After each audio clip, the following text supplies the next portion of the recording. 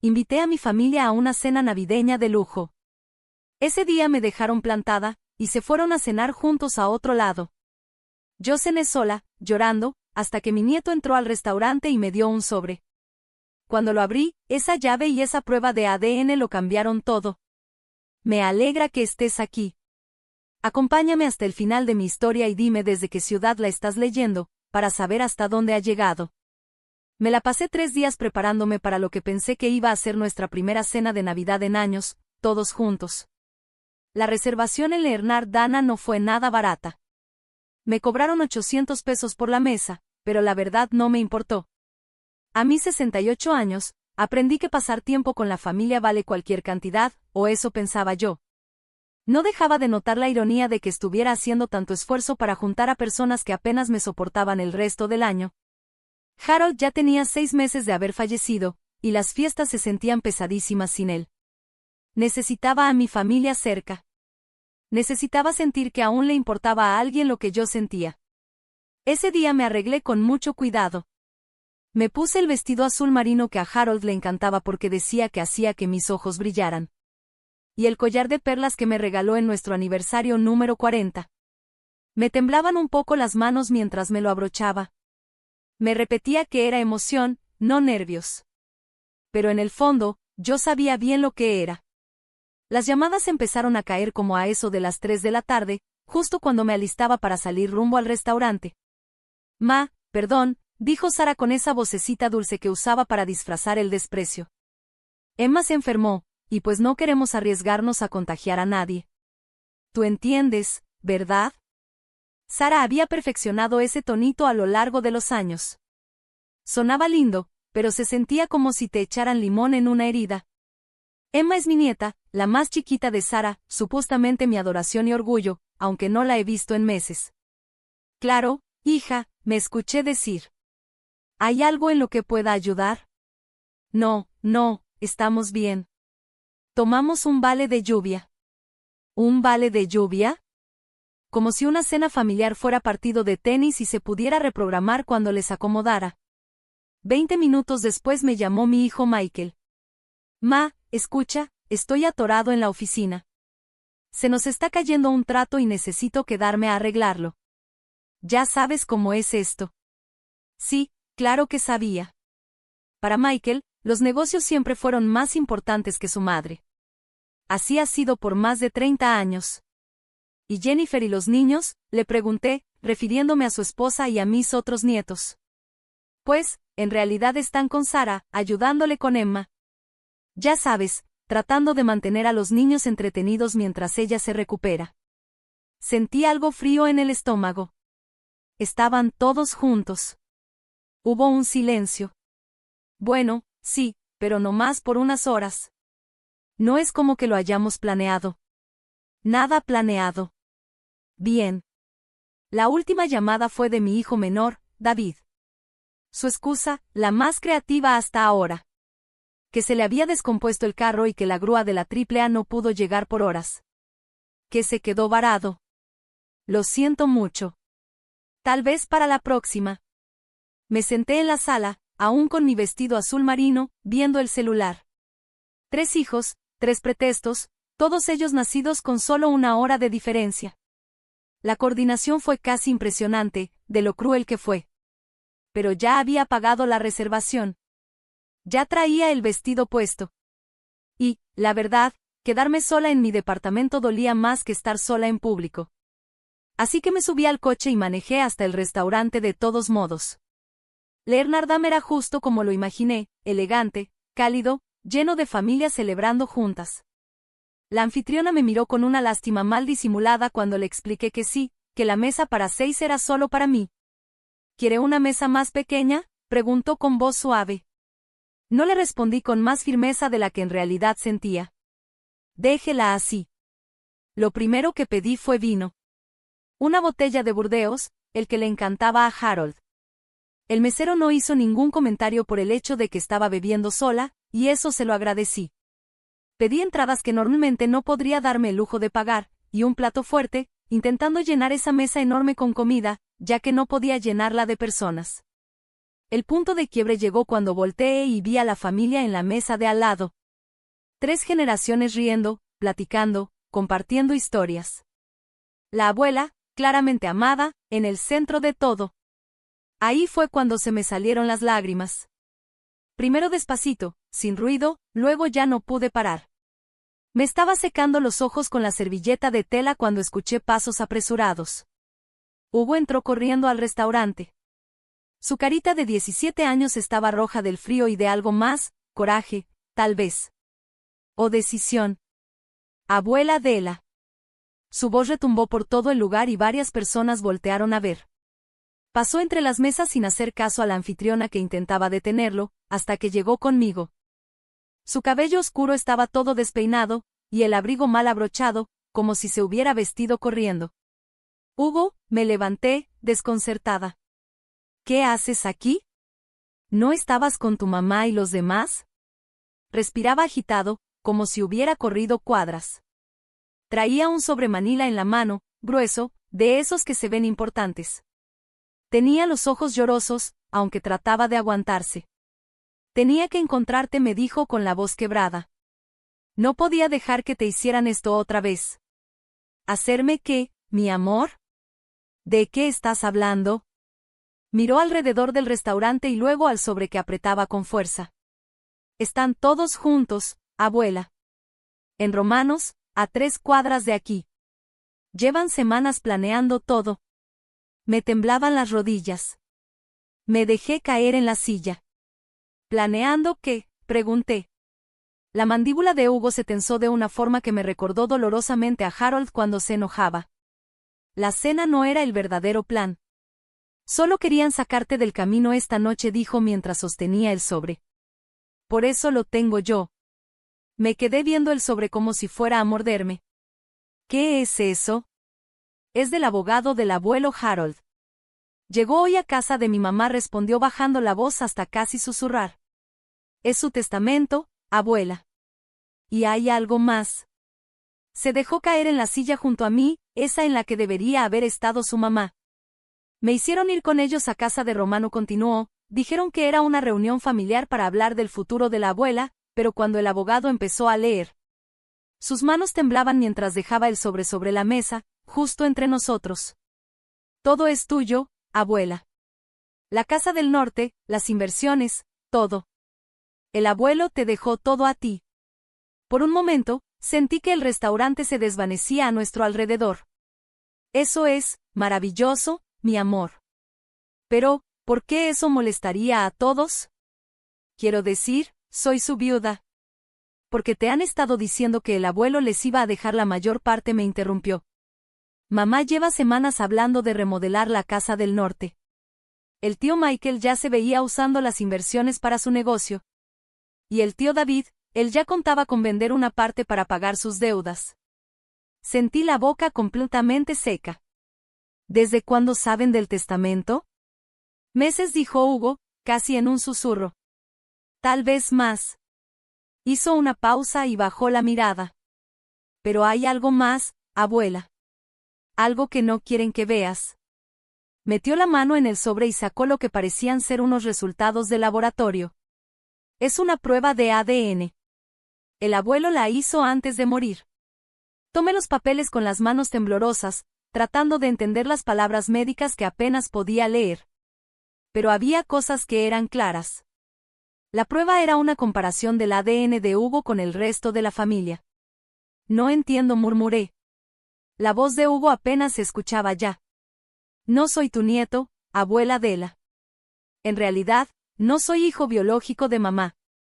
Ella me adoptó cuando yo tenía 2 años, pero nunca te lo dijo. Todos estos años te ha mentido, a ti y al abuelo, haciéndoles creer que yo era su hijo para sacarles dinero. Fingió que era parte de la familia. Los papeles se me cayeron de las manos al suelo. La copa de vino se volcó. El líquido rojo se escurrió por el mantel blanco, parecía sangre. Todo lo que creía saber sobre mi familia, sobre mi vida, se venía abajo frente a mí. Pero entonces lo vi. A Hugo. Ese muchacho que había corrido por las calles para buscarme, que eligió la verdad por encima de las mentiras que lo sostuvieron durante 15 años. Y supe, en ese instante, que algo nuevo estaba empezando. Algo que, por primera vez en muchos años, podía ser real. Hugo me ayudó a ir al baño. Me eché agua fría en la cara, intentando procesar todo lo que me acababa de decir. Mi reflejo en el espejo me mostraba una mujer que parecía mayor que sus 68 años. El maquillaje que había aplicado con tanto cuidado estaba marcado por las lágrimas. Pero mis ojos se veían diferentes. Despiertos. Quizá por primera vez en mucho tiempo. Cuando regresamos a la mesa, hice que Hugo comiera un poco mientras me contaba todo. Su voz ya sonaba firme, como si llevara tanto tiempo cargando ese secreto que por fin decirlo fuera un alivio. La oficina del abogado no era nada como me la imaginaba, empezó, mientras picaba el pan de la canasta. El señor Peterson tenía un escritorio enorme de caoba, y montones de libros de leyes por todos lados. Mamá, el tío Michael y el tío David ya estaban sentados, bien seguros de sí mismos, como si supieran perfectamente lo que iban a heredar. Yo me serví otra copa de vino, esta vez con la mano más firme. ¿Desde cuándo sabían de la lectura del testamento? Mamá recibió la llamada hace 3 semanas. Se hizo toda la víctima con eso de que era muy triste lidiar con los asuntos del abuelo, pero se notaba que estaba emocionada. No dejaba de hablar sobre la Casa del Norte, que si ya necesitaba renovarse, que si podíamos convertirla en algo especial, como una cabaña boutique o quién sabe qué cosa. La Casa del Norte. Harold y yo la compramos hace 30 años. Era nuestro sueño para cuando nos jubiláramos. Pasamos ahí todos los veranos, leyendo en el porche, nadando en el lago, planeando cómo envejeceríamos juntos. Solo imaginar que Sara quiera destriparla y convertirla en una atracción me revolvía el estómago. ¿Y luego qué pasó en la oficina del abogado?, le pregunté. Hugo tomó un trago de agua antes de seguir. El señor Peterson empezó a leer el testamento, y al principio todo sonaba normal. Pequeñas donaciones a organizaciones, algunas cosas personales para los hijos. Pero luego vino lo fuerte, la casa, las inversiones, las cuentas, todo te lo dejó a ti. Pude imaginar la escena. Mis 3 hijos ahí, con sus sonrisas confiadas desmoronándose al darse cuenta de que no recibirían nada. La cara de mamá se puso pálida, continuó Hugo. El tío Michael se levantó a discutir con el abogado, decía que eso tenía que ser un error, que el abuelo les había prometido cosas. El tío David se quedó callado, nomás con la boca abierta. ¿Y qué dijo el abogado? Fue muy educado, pero también muy claro. Dijo que el testamento era legítimo, que se había actualizado apenas 6 meses antes de que muriera el abuelo. Todo te lo dejaba a ti, con una excepción, si te llegara a pasar algo, todo se reparte por igual entre los nietos. A la generación de en medio, ni la mencionaron. Eso sonaba tan a Harold. Siempre fue protector conmigo. Más de lo que yo misma entendía a veces. Incluso después de muerto, seguía cuidando de mí. Pero entonces, el señor Peterson sacó otro sobre. La voz de Hugo bajó. Dijo que tu abuelo dejó instrucciones muy específicas. Ese sobre solo se debía abrir si alguien disputaba el testamento o si se ponía en duda la relación familiar de alguien. Sentí como el corazón me empezó a latir con fuerza otra vez. La prueba de ADN. Bien. El señor Peterson dijo que el abuelo andaba preocupado por cosas que había escuchado en reuniones familiares, gente hablando de dinero, haciendo planes a escondidas. Quería asegurarse de saber con certeza quién era realmente de la familia y quién no. Me acordé de nuestras últimas cenas familiares antes de que Harold muriera. Él estaba más callado de lo normal, observando a todos con una mirada muy fija. Yo pensé que era el cáncer, que lo tenía débil, cansado. Pero tal vez estaba viendo cosas que yo, por confiar demasiado, decidí no notar. ¿Y el abogado abrió el sobre ahí mismo?, pregunté. Hugo asintió. Sí. Los resultados del ADN decían que no tengo ningún lazo biológico con nadie en ese cuarto. Ni con mamá, ni con los tíos, ni contigo. Sentí como si algo dentro de mí se rompiera. Hugo bajó la mirada y continuó. Y había una carta. Del investigador privado que el abuelo contrató. ¿Un investigador privado?, repetí, como si no creyera lo que estaba oyendo. Sí. Resulta que mamá ha estado mintiendo sobre mi adopción por 15 años. La historia que les contó a todos fue que yo era hijo de un primo lejano que murió en un accidente. Pero todo fue inventado. En realidad, me sacó de una adopción informal. Era hijo de una chavita que no pudo quedarse conmigo. No hay ningún vínculo de sangre con tu familia. Me recargué en la silla como si me hubieran soltado un golpe al estómago. ¿Pero por qué mentir sobre eso?, pregunté. La risa de Hugo fue seca, muy amarga, demasiado adulta para alguien de 17 años. ¿Dinero, abuela? Siempre ha sido por eso. Mamá se dio cuenta desde hace años que tú y el abuelo se derretían por las historias tristes. Especialmente si involucraban a niños.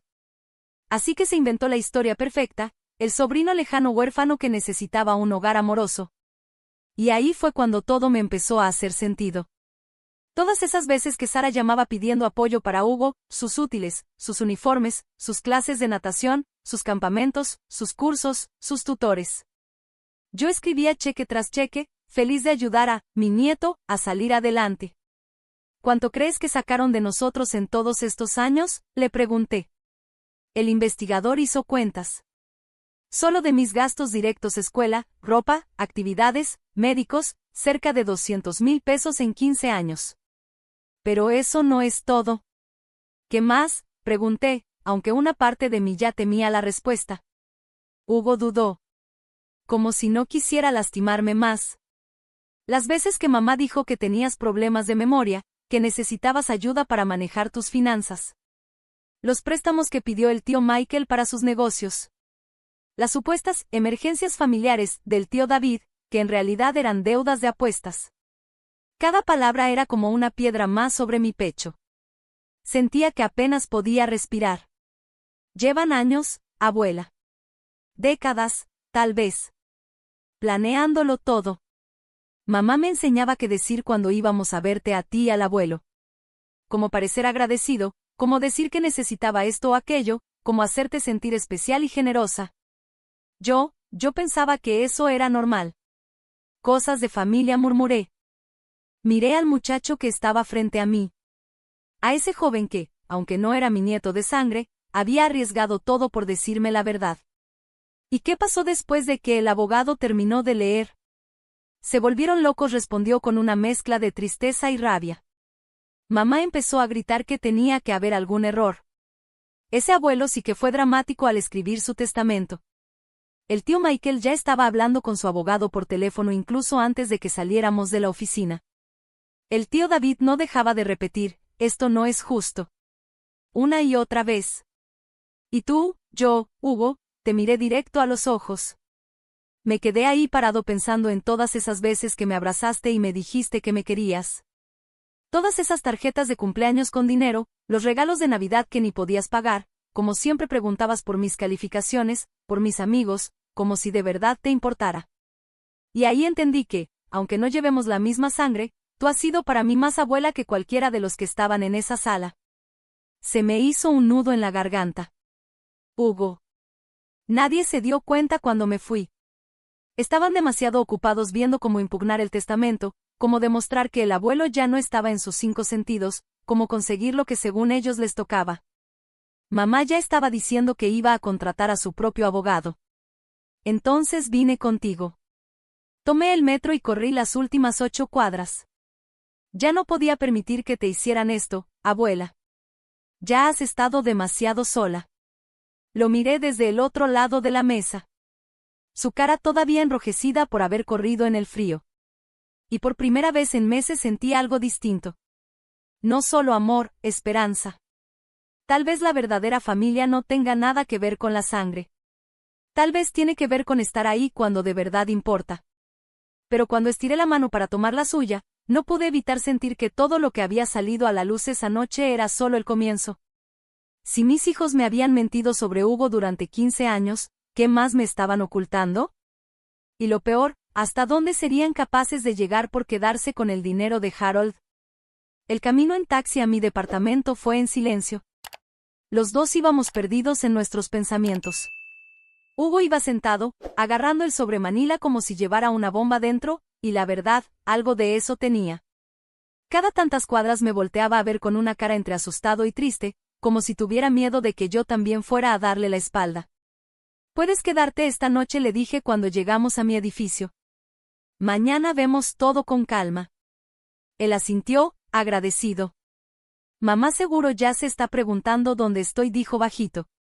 «Pues que se pregunte». Ya dentro de mi pequeño departamento, puse agua para el té mientras Hugo se sentaba en la mesa de la cocina. Por fin lo vi relajarse un poco. Se veía tan joven a la luz tenue, demasiado joven para cargar con secretos tan pesados. «¿Desde cuándo lo sabes?», le pregunté, poniéndole la taza enfrente. «Me refiero a que no somos familia de sangre». Hugo envolvió la taza caliente con sus manos, viendo cómo subía el vapor. Lo sospechaba desde hace años, pero hasta esta noche lo confirmé. Siempre hubo cosas que no cuadraban. ¿Cómo qué? Sobre todo temas médicos. Cuando tenía 12 años me operaron del apéndice. Los doctores no dejaban de preguntar por el historial médico de la familia, y mamá se ponía nerviosa. Cada vez inventaba una historia diferente. A veces decía, mis papás biológicos murieron muy jóvenes, no se sabe nada de su historial. Otras veces decía que yo había heredado ciertas cosas de tu lado de la familia. Pero nunca contaba lo mismo 2 veces. Pensé en todas las veces que había visto a Hugo y me sorprendía lo diferente que era al resto de nosotros. Su cabello oscuro cuando todos éramos güeros, su estatura cuando los demás éramos de tamaño medio, su talento para el arte cuando nadie más en la familia podía ni siquiera dibujar una línea recta, y luego estaba la forma en que hablaba sobre mi adopción cuando pensaba que no lo escuchaba. Hugo siguió hablando. Dijo, ella hablaba por teléfono con el tío Michael o con el tío David, y yo alcanzaba a oír pedazos de las conversaciones, cosas como, mientras no se dé cuenta, o, está saliendo mejor de lo que esperábamos. Debe haber sido bien fuerte eso para un niño, dije. Al principio fue más confuso que otra cosa, respondió Hugo. No entendía qué estaban planeando ni por qué era tan grave que yo supiera que era adoptado. Digo, muchos niños son adoptados, ¿no? Pero conforme fui creciendo, empecé a ver el patrón. ¿Qué patrón?, pregunté. Hugo le dio un trago al té antes de contestar. Cada vez que tú o el abuelo eran generosos, cada cheque de cumpleaños, cada regalo de Navidad, cada vez que me ayudaban con algo, mamá ponía una cara como de satisfacción, como si hubiera ganado algo. Y siempre se aseguraba de que yo llamara a agradecerles personalmente. Me enseñó palabra por palabra qué decir para que tú te sintieras bien ayudándome. Sentí que se me rompía el corazón de pensar en ese niño al que le enseñaron a manipular a las personas que más lo querían. ¿Tú entendías lo que estaba pasando? No del todo, respondió. No hasta que estuve más grande. Cuando era más chico pensaba que así eran todas las familias. Pero como a los 13 o 14 años empecé a fijarme más en cómo hablaba mamá del dinero. Cómo planeaba el momento exacto en que te iba a pedir ayuda. Cómo me llevaba con ella cada vez que quería que tú o el abuelo le dieran algo. Te usaba como palanca emocional. Exactamente, dijo Hugo. Me hacía ponerme el uniforme de la escuela cuando íbamos a verte, si quería hablar de las colegiaturas. Se aseguraba de que yo mencionara si necesitaba ropa nueva o material deportivo. Incluso me enseñó a poner cara triste cuando planeaba pedir dinero para alguna supuesta emergencia. Solté mi taza de té con más fuerza de la que quería, y sentí la rabia subir por mi pecho. Eso es despreciable. Lo peor es que de verdad me encantaba pasar tiempo contigo y con el abuelo, agregó Hugo, con los ojos bajos. No era fingido. Aunque las situaciones sí estaban planeadas, mis sentimientos eran reales. Ustedes dos fueron los únicos adultos en mi vida que parecían preocuparse por lo que yo pensaba y sentía, no por lo que podían sacar de mí. Eso me rompió por dentro. Este niño había estado hambriento de afecto genuino mientras lo usaban como herramienta para manipular a su familia. Hugo, mi amor, necesito que sepas que nuestro cariño por ti nunca tuvo nada que ver con si compartíamos o no la misma sangre. Sus ojos se llenaron de lágrimas que llevaba toda la noche conteniendo. Quería creer que eso era cierto, pero no estaba seguro. Pasé años preguntándome si aún te importaría si supieras la verdad. Pues ahora ya lo sabes, dije. Nos quedamos en silencio por unos minutos, procesando todo lo que acabábamos de sacar a la luz. Hasta que Hugo habló otra vez, con voz más suave. Hay algo más que necesito contarte esta noche. Algo que pasó después de que salí de la oficina del abogado. ¿Qué cosa? No fui directo a buscarte. Primero pasé por la casa de mamá para recoger algunas cosas mías. Pensé que tal vez podía evitar la confrontación, desaparecerme un rato mientras se calmaban las cosas. Pero ellos ya estaban ahí. Y estaban planeando algo. Sentí un nudo en el estómago. ¿Qué tipo de planeación? Estaban en llamada con un abogado que el tío Michael conoce. Estaban discutiendo cómo impugnar el testamento. Pero no solo con el argumento de que el abuelo no estaba en sus 5 sentidos. Quieren impugnar mi derecho a heredar, como si yo fuera un heredero fraudulento. ¿Qué significa eso? Las manos de Hugo temblaron un poco mientras dejaba su taza en la mesa. Significa que me quieren echar la culpa de todo con tal de salvarse. Van a decir que, como en realidad no soy familia, todos los regalos o el dinero que tú y el abuelo me dieron durante todos estos años, fue un fraude. Que todo se basó en mentiras. Si logran probar eso, podrían anular partes del testamento. La crueldad me dejó sin aliento. Están dispuestos a destruir a un chavo de 17 años con tal de quedarse con dinero. ¿Y eso no es todo, abuela? Se pone peor. También estaban hablando de declararte incompetente. ¿Qué? El tío Michael decía que tu mal juicio al seguir apoyándome después de saber la verdad sobre mi adopción podría usarse como evidencia de que ya no tienes plena capacidad mental. Creen que, si logran probar que no estás en condiciones de manejar tu herencia, podrían ser nombrados como tus tutores, y así controlar el dinero. Sentí como si las paredes se cerraran a mi alrededor. Mis propios hijos no solo querían robarme. Estaban dispuestos a destruir mi autonomía, mi dignidad, mis relaciones, todo lo que se interpusiera entre ellos y el dinero de Harold. ¿Te vieron escuchando? No. Estaba en mi cuarto, con la puerta medio abierta. Pero escuché lo suficiente como para saber que mañana temprano van a ver al abogado para comenzar con todo eso. Mamá ya hablaba de buscar doctores que testifiquen sobre tu estado mental. El tío David investigaba las leyes de tutela. Y el tío Michael ya estaba echando cuentas de cómo se repartirían la herencia una vez que tuvieran el control. ¿Y tú qué? ¿Qué papel tienes en todo eso? La sonrisa de Hugo fue amarga, mucho más grande que su edad. Yo me convierto en la víctima. El chavo que manipuló a una viejita buena para quitarle su lana. Ellos van a pintarse como los hijos amorosos que descubrieron el engaño justo a tiempo para salvar a su madre de ser explotada. En ese momento entendí que lo único bueno de tocar fondo, es que ya no tienes miedo de caer. Mis hijos me habían demostrado que eran capaces de cualquier traición, de cualquier bajeza con tal de quedarse con lo que querían.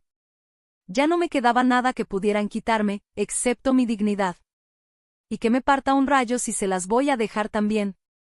Hugo, le dije, con la voz más firme que había usado en toda la noche, ¿qué te parecería ayudarme a darles una probadita de su propia medicina? Por primera vez desde que había llegado al restaurante, Hugo sonrió. Y esta vez, fue una sonrisa real, llena de esperanza y decisión. Me encantaría, dijo. Ya era hora de que alguien en esta familia se defendiera. Perfecto, respondí, tomando la libreta de direcciones de Harold. Porque mañana vamos a ver al señor Peterson, y luego vamos a ir a esa casa en el norte del estado a ver qué otras sorpresas nos dejó Harold. Lo que no le dije a Hugo era que yo ya tenía en mente un plan para darles a mis hijos exactamente lo que se merecen. Y lo haría sin tener que convertirme en alguien como ellos. Harold siempre había ido 3 pasos delante de todos. Si yo conocía bien a mi esposo, esta herencia era apenas el inicio de la protección que había dejado para mí. Ya era hora de descubrir qué más había preparado. A la mañana siguiente desperté con una claridad que no sentía desde hacía meses. Hugo seguía dormido en mi sofá, envuelto en la vieja cobija de Harold, con una paz en el rostro que nunca le había visto. Preparé café en silencio y llamé a la oficina del señor Peterson tan pronto como abrieron. La señora Holloway, respondió su secretaria con una voz amable. El señor Peterson estaba esperando su llamada. ¿Puede venir esta mañana? Su esposo dejó unos documentos adicionales, con instrucciones muy específicas sobre cuándo debían ser entregados. ¿Más documentos? Harold realmente había previsto todo. Mientras me vestía, Hugo empezó a moverse, se incorporó y se frotó los ojos como un niño desorientado. Por un momento, Volví a ver al niño que era cuando Sara lo trajo por primera vez, dulce, inseguro, tratando con todas sus fuerzas de agradar. ¿Cómo te sientes?, le pregunté. Como si por fin hubiera dormido en años, respondió. Y yo supe exactamente a lo que se refería. ChatGPT said. Tomamos un taxi rumbo a la oficina del señor Peterson, un edificio sencillo en el centro, que había sido el despacho legal de Harold por más de 30 años. El mismo Peterson probablemente tenía una edad parecida a la mía, con una mirada cálida detrás de unos lentes con armazón metálico, y la paciencia de alguien que ha pasado décadas ayudando a familias en sus peores momentos. Señorita Holloway dijo, poniéndose de pie cuando entramos en su oficina. Y tú debes ser Hugo. Tu abuelo hablaba mucho de ti. Hugo se quedó sorprendido. ¿De verdad? Oh, sí. Se preocupaba mucho por tu bienestar. De hecho, esa es parte de la razón por la que estamos aquí hoy. El señor Peterson nos indicó que tomáramos asiento. Su esposo dejó instrucciones muy precisas sobre cierto material adicional que debía compartirse si alguien llegaba a impugnar el testamento o cuestionar los lazos familiares. Sacó otro sobre Manila, más grueso que el que Hugo me había dado la noche anterior. Estos documentos no se incluyeron en la lectura formal del testamento, porque Harold esperaba que no fueran necesarios. Pero considerando lo que pasó anoche con sus otros hijos, creo que ya es hora de que los vea. Me temblaban las manos al abrir el sobre. Dentro había fotos, estados de cuenta bancarios, registros de llamadas y lo que parecían ser transcripciones de conversaciones. Harold contrató a un investigador privado hace unos 18 meses, explicó el señor Peterson. Empezó a sospechar de algunas solicitudes de dinero que le hacían sus hijos, y quería entender qué estaba pasando en realidad. La primera foto mostraba a Sara saliendo de un spa de lujo, de esos que cobran más por una sesión que lo que muchos gastan en comida en todo un mes. La fecha estampada mostraba que fue tomada 3 días después de que me llamara llorando, diciendo que no podía pagar los útiles escolares de Hugo. Me dijo que estaba haciendo turnos dobles como enfermera para salir adelante, susurré. La siguiente foto era de Michael en un restaurante caro, claramente atendiendo a unos clientes, con botellas de champaña en la mesa. El recibo grapado al reverso indicaba una cuenta de más de $800. Ese mismo día, él me había pedido prestados $3,000, supuestamente para gastos médicos de emergencia. Pero lo que de verdad contaba la historia eran los estados de cuenta bancarios. Página tras página, mostrando depósitos hechos por Harold o por mí, seguidos casi de inmediato por transferencias a tiendas de diseñador, hoteles de lujo y compras extravagantes. Nada de lo que habíamos dado para emergencias fue realmente usado en emergencias. Hay más, dijo el señor Peterson con voz suave. Grabaciones de audio. Harold las grabó con su consentimiento, pero también empezó a insistir en poner en altavoz las reuniones familiares, diciendo que su audición estaba empeorando y necesitaba el volumen más alto. Lo que ellos no sabían es que también estaba grabando. Me entregó un pequeño dispositivo digital con audífonos. Esta conversación ocurrió 6 semanas antes de que Harold falleciera. Sus hijos pidieron una reunión familiar para hablar sobre sus futuras necesidades de cuidado. Me puse los audífonos con las manos temblorosas y presioné play. La voz de Sara sonó con total claridad. Mamá ya se está volviendo muy olvidadiza, papá. Nos preocupa que siga viviendo sola. A mí me parece que está bien, respondió la voz de Harold. Pero pude notar el cansancio en su tono. Bueno. Tú no la ves confundida porque estás con ella todo el tiempo, intervino la voz de Michael. Pero cuando nosotros vamos a visitarla, se repite mucho. Se le olvidan conversaciones que ya tuvimos. Pausé la grabación y miré al señor Peterson, confundida. Yo no me repito. Mi memoria está bien. Siga escuchando, me dijo con tristeza. La cosa es, papá, decía ahora la voz de David, que si algo llega a pasarte, tenemos que asegurarnos de que mamá quede protegida.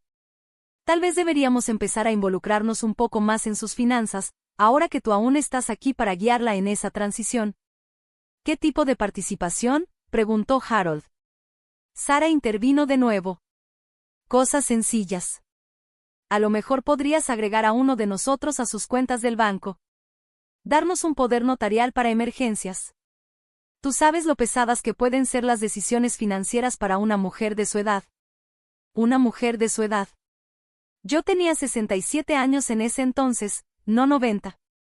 Ella es perfectamente capaz de manejar sus propios asuntos, dijo Harold con firmeza. Claro que sí, respondió Michael con voz suave.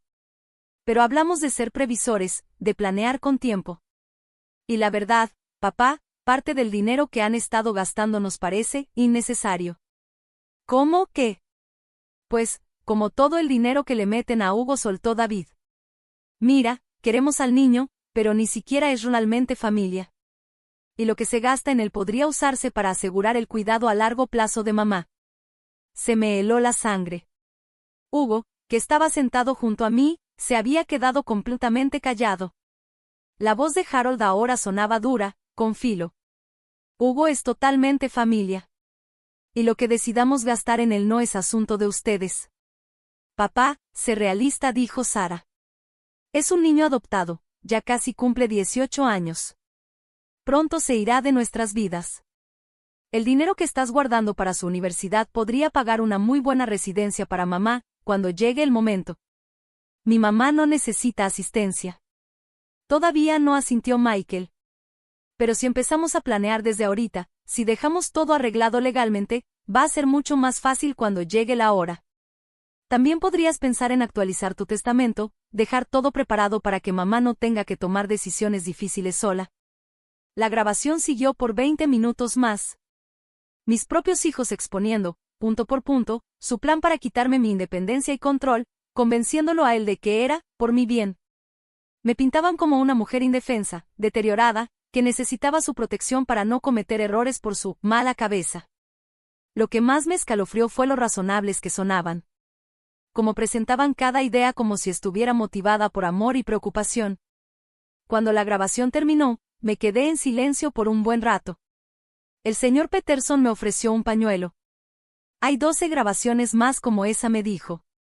Todas muestran el mismo patrón, sus hijos intentando controlar su dinero mientras minaban poco a poco su credibilidad ante su esposo.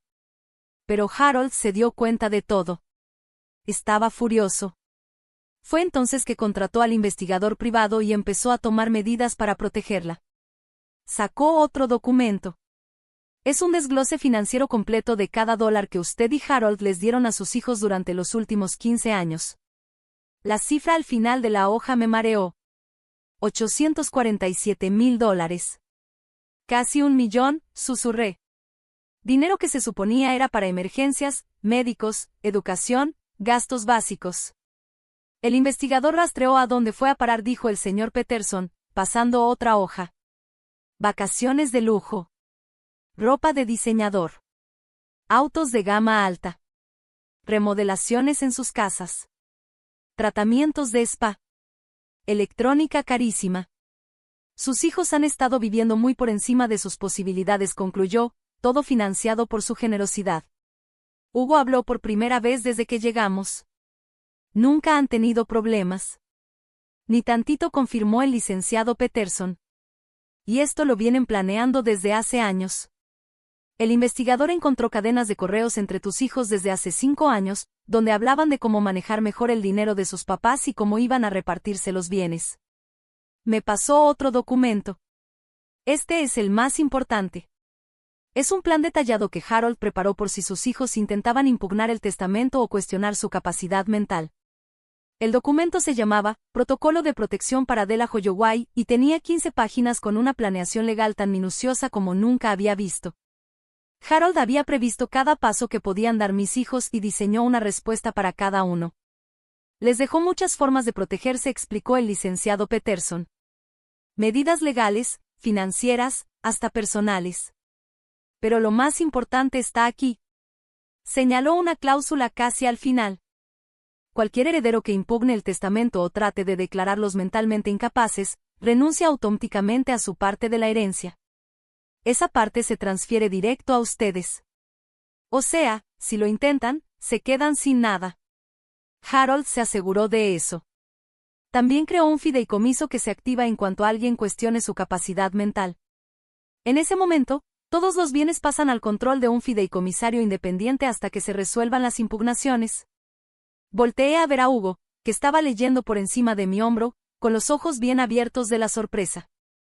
Tu abuelo de verdad pensó en todo, dijo el licenciado Peterson. Pero hay algo más.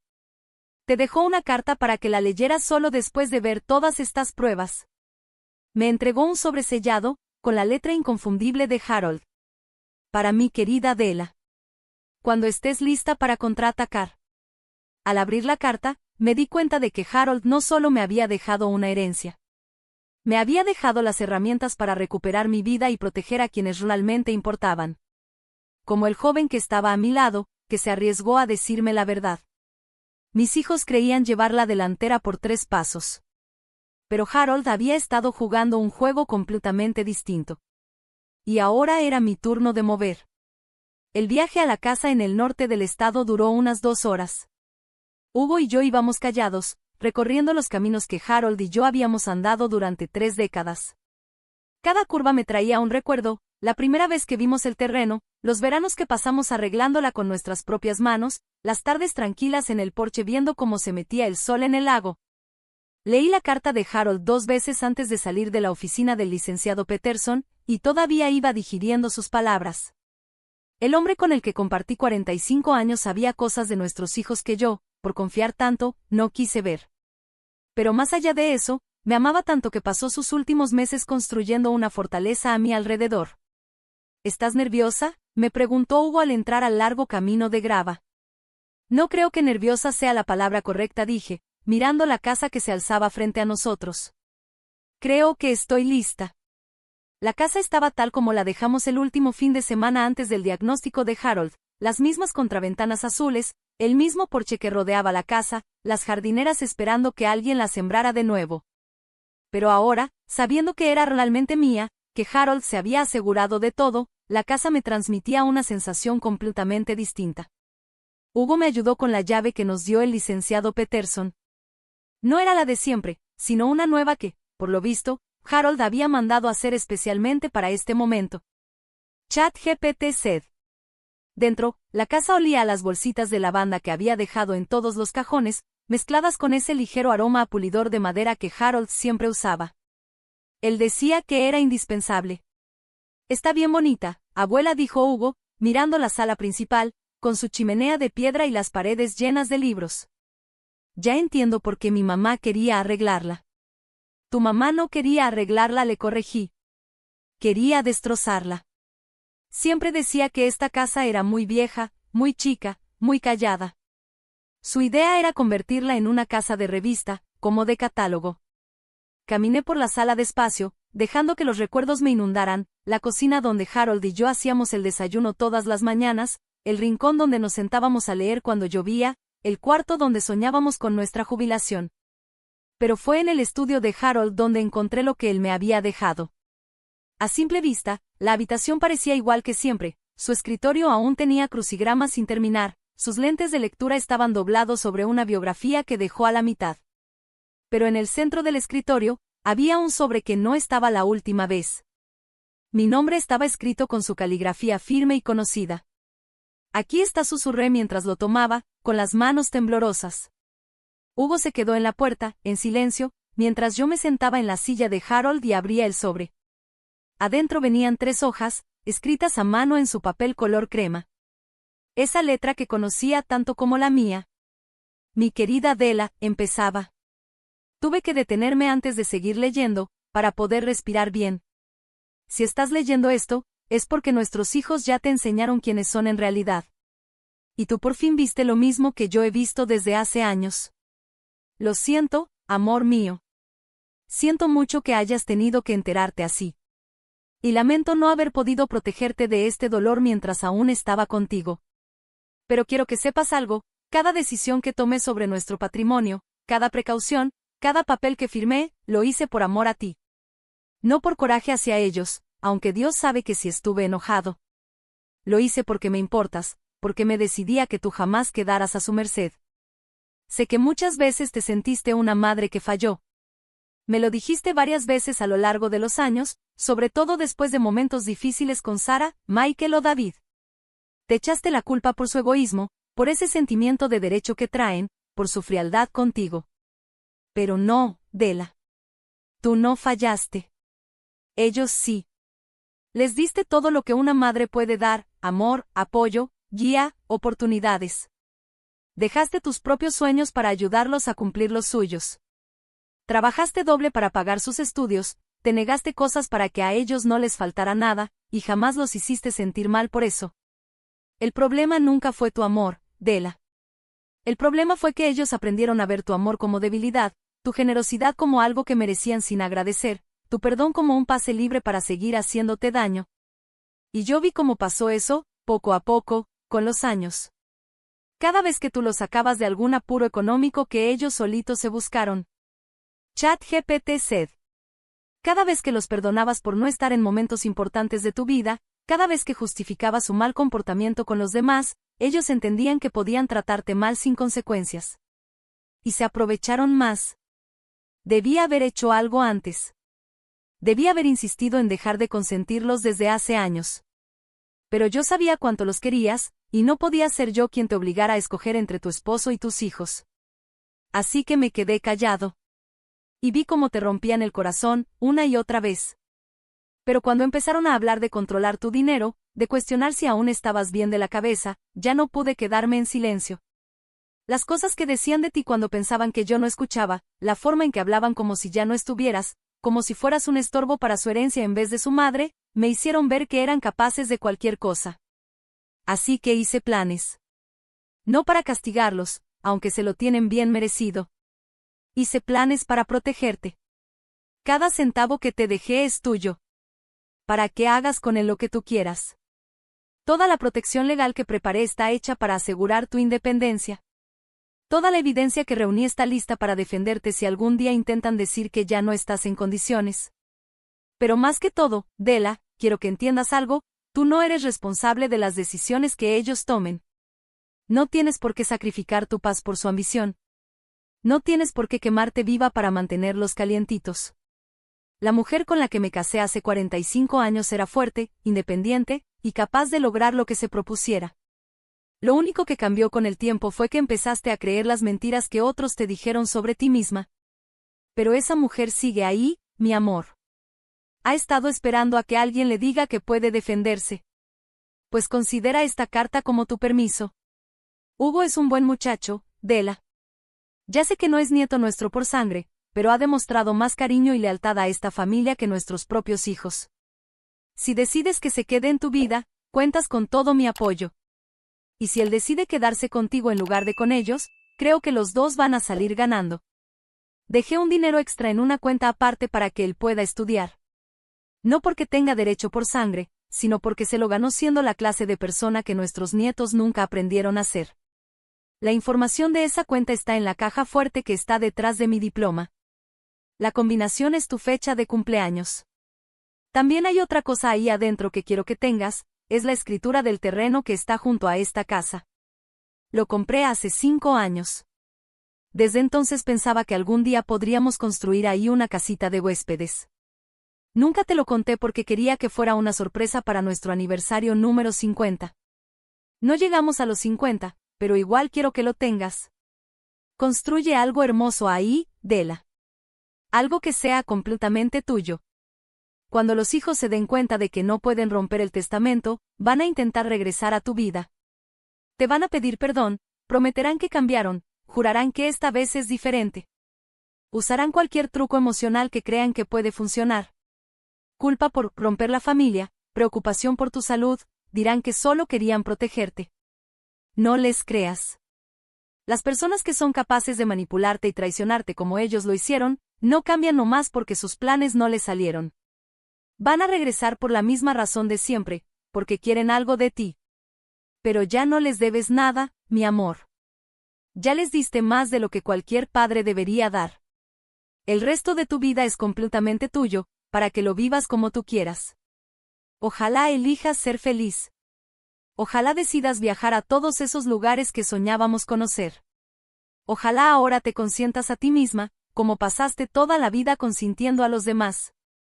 Ojalá te rodees solo de gente que te quiera por lo que eres, no por lo que les puedas dar.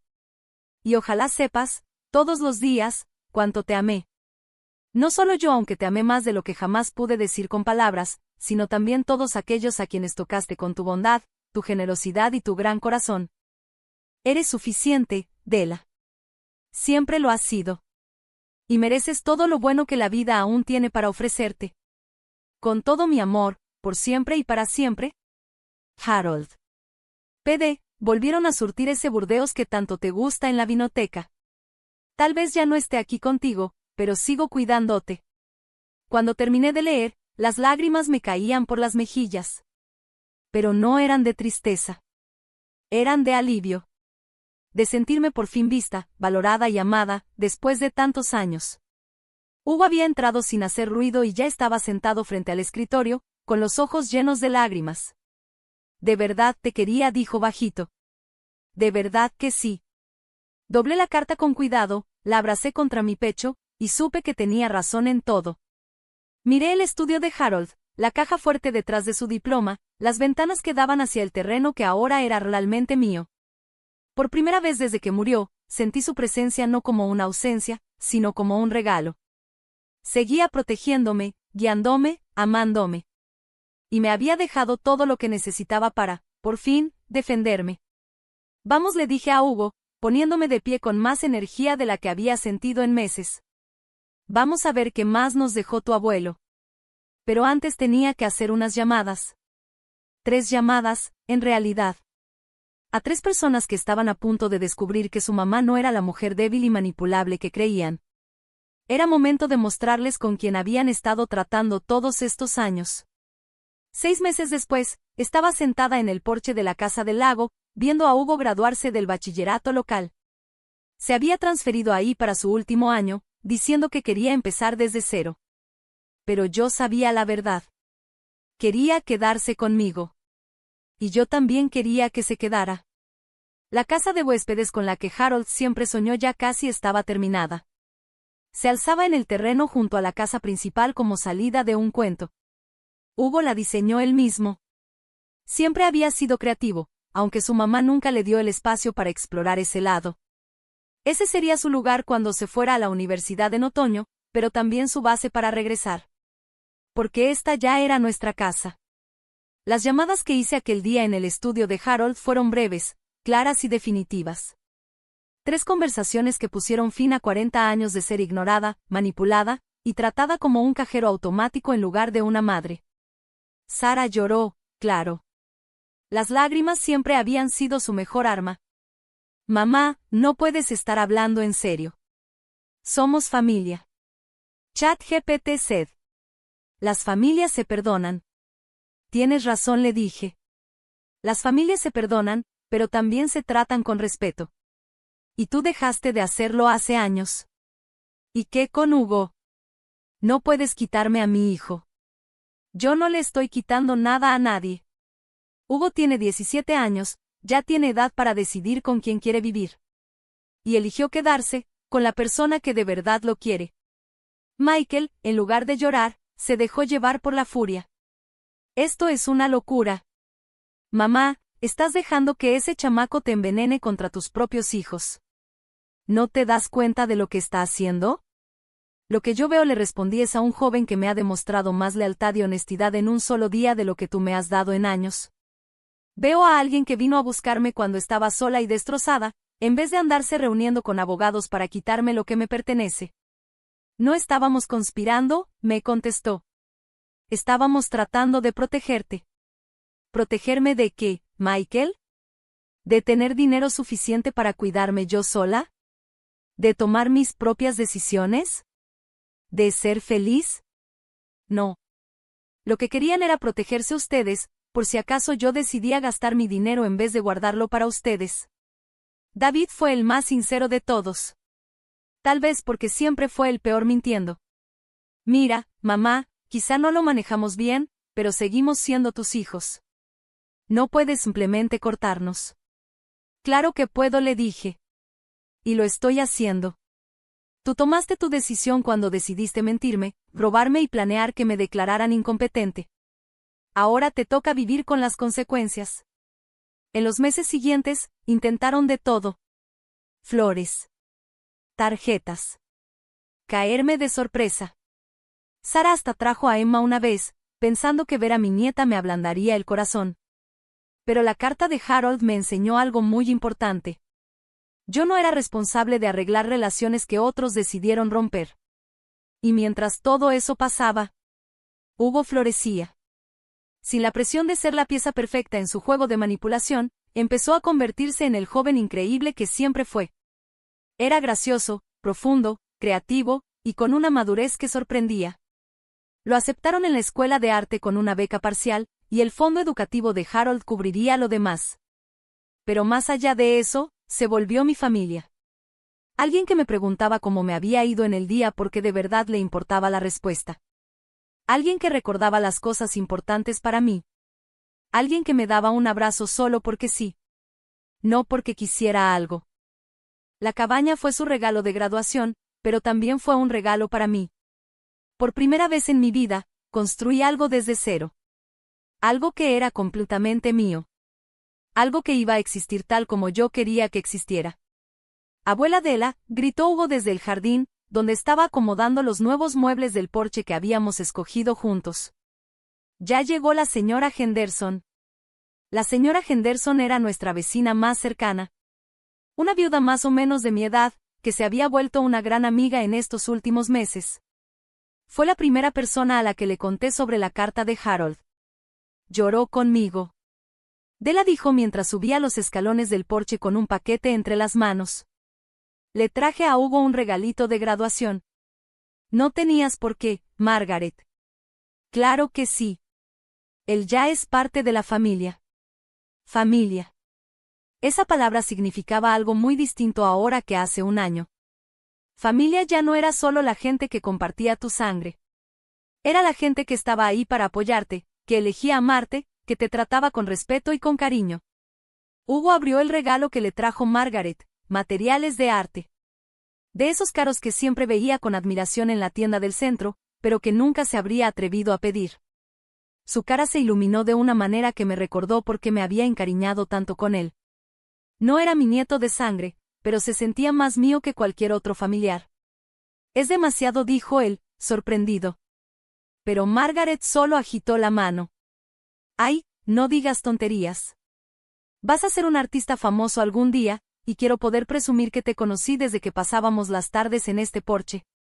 Los tres nos quedamos ahí, viendo el atardecer. El lago brillaba en tonos dorados y rosados. Hugo dibujaba, mientras Margaret y yo platicábamos de nuestros jardines, de nuestros libros, de nuestras vidas tranquilas. Justo cuando el sol se escondía detrás de los árboles, un coche entró al camino de grava. Mi estómago se encogió automáticamente. 6 meses de paz me habían enseñado a desconfiar de las visitas inesperadas. Pero solo era el Dr. Morrison, de la ciudad. Venía a hacerle su chequeo semanal a Margaret por su presión. Se había vuelto parte de esta pequeña familia elegida, muchas veces se quedaba a cenar después de las visitas, contando anécdotas de su consultorio y soltando ese humor seco que tanto me recordaba a Harold. ¿Y cómo está nuestro graduado?, le preguntó a Hugo, sentándose en la cuarta silla del porche, la que habíamos agregado especialmente para él. Pues ya oficialmente acabé la prepa esta mañana, dijo Hugo, sonriendo. Y oficialmente me estoy muriendo de nervios por la universidad. Eso está bien, respondió el doctor. Estar nervioso significa que estás poniendo atención. A medida que caía la tarde, nuestro pequeño grupo fue creciendo. Tom, el de la ferretería, pasó a dejar el buzón que Hugo había encargado para la cabaña. Estaba hecho a mano, con sus iniciales y un diseño pintado a un lado. Jenny, de la librería, trajo una botella de vino para celebrar la graduación y terminó quedándose a cenar con nosotros. Esa era mi vida ahora. No el gran círculo social que mis hijos siempre pensaron que yo necesitaba, sino algo mucho mejor. Una comunidad de personas que sí se preocupaban unas por otras, que venían no porque debían, sino porque querían estar. Alrededor de las 10 de la noche, cuando ya nuestra pequeña fiesta improvisada estaba terminando, sonó mi celular. Casi no contesto. Después de meses ignorando las llamadas de mis hijos, ya se me había hecho costumbre. Pero el número no se me hacía conocido, así que contesté. Señora Holloway, dijo una voz amable. Habla Amanda Peterson, la hija del señor James Peterson. Lamento llamarle tan tarde, pero quería informarle que hoy se ejecutó la parte final de las instrucciones de su esposo. El señor Peterson, el abogado, había fallecido hacía 2 meses, y su hija se había quedado a cargo de su despacho. Ella se estaba encargando de los últimos detalles del testamento de Harold. ¿Qué instrucciones?, pregunté. Las donaciones benéficas, respondió ella. Su esposo creó un fondo que se distribuiría entre organizaciones locales, 6 meses después de que el testamento fuera finalizado. Siempre y cuando no hubiera impugnaciones exitosas a sus condiciones. Como los recursos legales de mis hijos fueron rechazados, hoy pudimos repartir los fondos. ¿Cuánto fue?, pregunté. $200,000, señora Holloway, respondió Amanda. Se dividieron entre el hospital infantil, el refugio para mujeres y el programa de alfabetización de la biblioteca. Su esposo dejó instrucciones muy claras: las donaciones debían hacerse a su nombre. ¿A mi nombre?, repetí, sorprendida. Incluso después de muerto, Harold se aseguró de que el mundo supiera que yo era una mujer que contaba, una mujer que había aportado algo a su comunidad, alguien digna de respeto. Después de colgar, me quedé sentada en silencio, mirando cómo Hugo ayudaba a Margaret a bajar los escalones del porche hacia el coche del Dr. Morrison. Jenny guardaba el pastel que sobró para llevárselo a su hija adolescente. Tom contaba una historia exagerada que nos hizo reír a todos. Ese fue el último regalo de Harold para mí. No solo el dinero, la casa o los documentos legales, sino el permiso. Permiso para construir una vida que realmente me hiciera feliz. Permiso para dejar de tratar de ganarme el cariño de gente incapaz de darlo, y abrirle la puerta al amor de quienes lo ofrecían sin condiciones. Hugo volvió al porche y se sentó en la silla junto a la mía. «¿Buen día?», me preguntó. El mejor, le respondí con una sonrisa, y lo decía en serio. «Abuela Adela», dijo bajito. «Sé que no soy realmente tu nieto. Sé que la prueba de ADN lo dejó claro, pero tú eres la única familia verdadera que he tenido». Extendí la mano y tomé la suya. Este joven que había arriesgado todo por decirme la verdad, que me eligió aun cuando eso significaba perder todo lo demás. Hugo, le dije con ternura, la sangre no hace a la familia. El amor hace a la familia. La elección hace a la familia. Estar presente, eso hace a la familia. Y tú has sido más familia para mí que nadie en toda mi vida. Nos quedamos ahí, en un silencio cómodo, mirando cómo las estrellas se reflejaban en el lago, escuchando los sonidos tranquilos de la noche. Mañana, Hugo empezaría a empacar para irse a la universidad. En otoño, yo lo llevaría a su nueva escuela y lo ayudaría a instalarse en su dormitorio, como lo haría cualquier abuela orgullosa. Y cuando regresara a casa en las vacaciones, volvería a esta casa, a esta vida que habíamos construido juntos, a esta familia que habíamos elegido. Mis hijos probablemente seguirían intentando volver a mi vida. Quizá aparecerían en Navidad, dirían que han cambiado, intentarían hacerme sentir culpable para que los perdonara. Pero yo tengo la carta de Harold en el cajón de mi buró. La leo cada vez que necesito recordar quién soy y lo que merezco. Merezco paz. Merezco respeto. Merezco ser amada por quien soy, no por lo que puedo ofrecer. Y sentada aquí, en este porche, rodeada de personas que me ven de verdad y me quieren tal cual soy, finalmente tengo las 3 cosas. El lago estaba completamente en calma, reflejando las estrellas como si fuera un espejo. Todo era exactamente como debía ser. Todo era tal como Harold lo había planeado. Y por primera vez en muchos años, yo era exactamente quien debía ser. Y ahora me da curiosidad, ustedes que escucharon mi historia. ¿Qué harían si estuvieran en mi lugar? ¿Alguna vez pasaron por algo parecido? Déjenlo en los comentarios. Y mientras tanto, aquí les dejo en pantalla 2 historias más que son de las favoritas del canal y que seguro los van a sorprender. Gracias por quedarse hasta el final.